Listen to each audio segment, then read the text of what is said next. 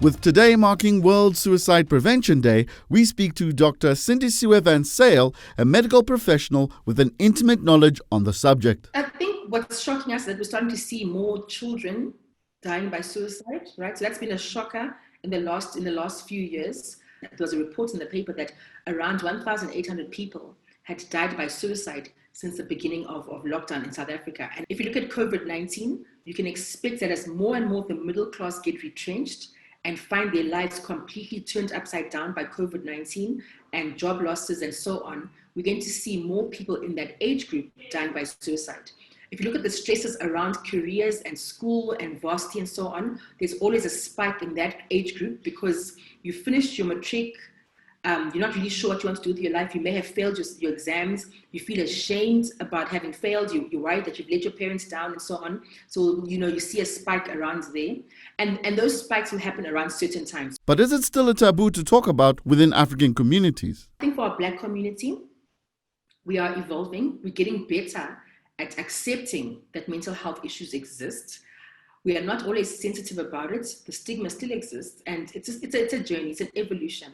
But it's going to take a concerted effort for each and every one of us, A, to learn about mental illness, B, to understand it, C, to destigmatize it, and D, to tell other people.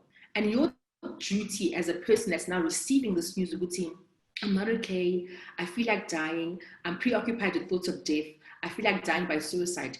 If someone tells you that, refer them to a professional because there are organizations that help people. And the one thing that you must not do, don't now try and itemize all the things that are going well in that person's life and kind of guilt them out of feeling depressed. At that moment, in that deep, dark place, nothing matters. You know that you're in pain, you're feeling the pain, and all you want is for this pain to be gone. You actually start hearing voices that tell you that, well, you know what, you're better off dead. And as a medical doctor, right, as during my training, we'd see patients like this. We'd see patients that come in that are really depressed. Some say that they heard voices saying that they must die and so on. You see a patient saying they heard voices. And obviously because we can't see mental illness, there's always that little bit of hearing voices, I'm not so sure about it.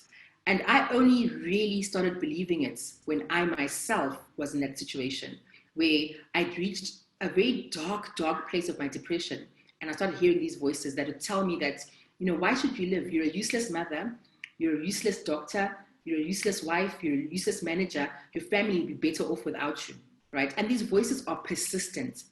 And if those voices are allowed to just continue and continue, you eventually reach a place of despondency where dying by suicide is the only way out. When I look at the way I used to lie in that bed with the curtains drawn, not wanting to see anyone, not wanting to see my children, there was nothing you could say to me to make me feel better. I was caught up in my own thoughts, caught up in those voices, and everything was painful. So until you've walked that walk, don't be too harsh with your judgment over someone that has chosen to die by suicide, because it's a painful, painful place to be. So where can I go to get help? Call the suicide hotline, 0800 567 567. Get counseling. Call the Southern African Depression and Anxiety Group on that same numbers. Talk to someone. But there are professionals out there to help you. Your friends and your family, unless they're trained for this, will not be able to help you. They can offer an ear, they can offer a shoulder to lean on, but after some time, they'll also get tired of listening to your stories. There are people who know what to do, because when I started therapy, I was able to sit down and unpack everything that had led me up to my depression, and it changed my life. I was on medication for about 4.5 years, and that also helped me. And the biggest thing I took out of therapy was self-awareness. I'm now very self-aware. I now know which situations stress me out and are not conducive for my mental health. As a carer, I give too much, so I've learned to put boundaries in place. I've learned to say no, so I don't give too much of myself anymore. I don't feel guilty for saying no. And all of those things I wouldn't have learned until I started seeing a professional. So I encourage you to see a professional and get the help that you need, because help is there. Hi, I'm Danny Glover, and you're watching Joburgtoday.